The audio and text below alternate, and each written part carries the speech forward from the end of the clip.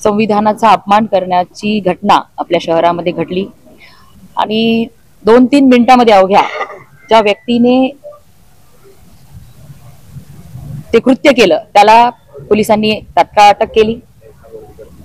आरोपी अटकेमध्ये आहे, त्याच्यावर योग्य ती कारवाई होईल आणि संविधानाचा सन्मान आम्ही सर्वजण करतो।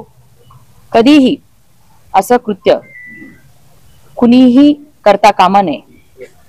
संविधानाला भारतीय जनता पार्टी, नरेंद्र मोदीजी, देवेंद्र फडणवीस साहेब आणि आम्ही सर्वच भारतीय जनता पार्टीचे कार्यकर्ते हे नेहमी आदर सन्मान आम्ही संविधानाचा करतो।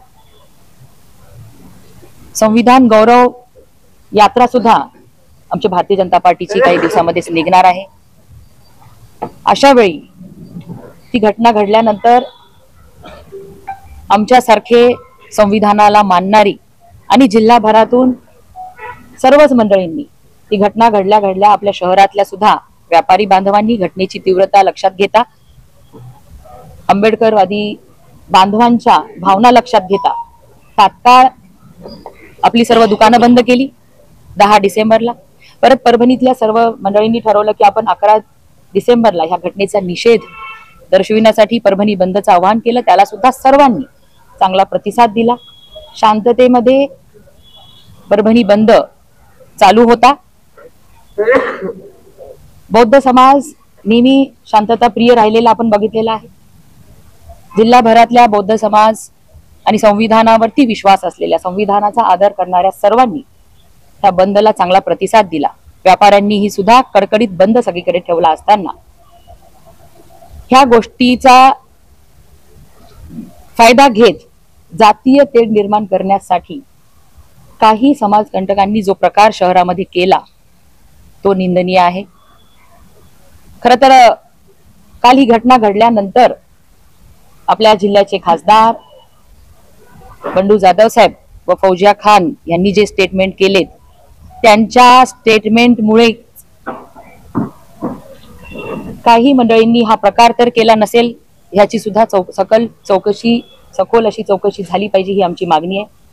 आणि त्यांनी जे स्टेटमेंट केले की सकल हिंदू समाजाच्या मोर्चातल्या काही मंडळींनी हा प्रकार घडून आणलेला आहे असं त्यांनी बोललेले आहेत। जेव्हा की त्या मोर्चाला बौद्ध समाजाचा सुद्धा पाठिंबा होता, बौद्ध समाजाचे आमचे समाज बांधव त्या मोर्चामध्ये आमच्या सोबत प्रत्येक ठिकाणी प्रत्येक तालुक्यामध्ये आपल्याला पाहायला मिळतील। शहरामध्ये सुद्धा मोठ्या संख्येने समाज होता। काही भंतेजींनी सुद्धा ह्या मोर्चाला आपलं समर्थन देण्याचं पत्र सुद्धा आमच्याकडे दिलेलं आहे। आणि मग केवळ जातीमध्ये द्वेष निर्माण करणे, शांतता भंग करणे हा उद्देश ह्या एका जबाबदार व्यक्तींनी असं स्टेटमेंट करून लोकांच्या भावना भडकवण्याचं काम ही मंडळी करतात। आणि त्यांच्या स्टेटमेंटनी किंवा जो उद्रेक करणारा, तुम्ही सर्वजण त्या दिवशी रस्त्यावर होतात, शांततेमध्ये सगळं चालू असताना 12-12:30 नंतर काही टोळक्यांनी, काही ग्रुपनी, काही लोकांनी हे जे काही प्रकार केलाय तो परभणी जिल्ह्यामध्ये, परभणी शहरामध्ये यापूर्वी आपल्याला कधी बघायला मिळाला नव्हता। त्यांच्या खांद्यावर बंदूक ठेवून कुणीतरी हे षडयंत्र करतंय का याचा तपास झाला पाहिजे आणि केवळ सकल हिंदू समाजाच्या मोर्चाला गालबोट लागावं म्हणून या दोघांनीही केलेले स्टेटमेंट, वक्तव्य हे त्यांनी क्षमा मागावी आणि त्यांच्यावरती कारवाई झाली पाहिजे ही आमची सर्वांची मागणी।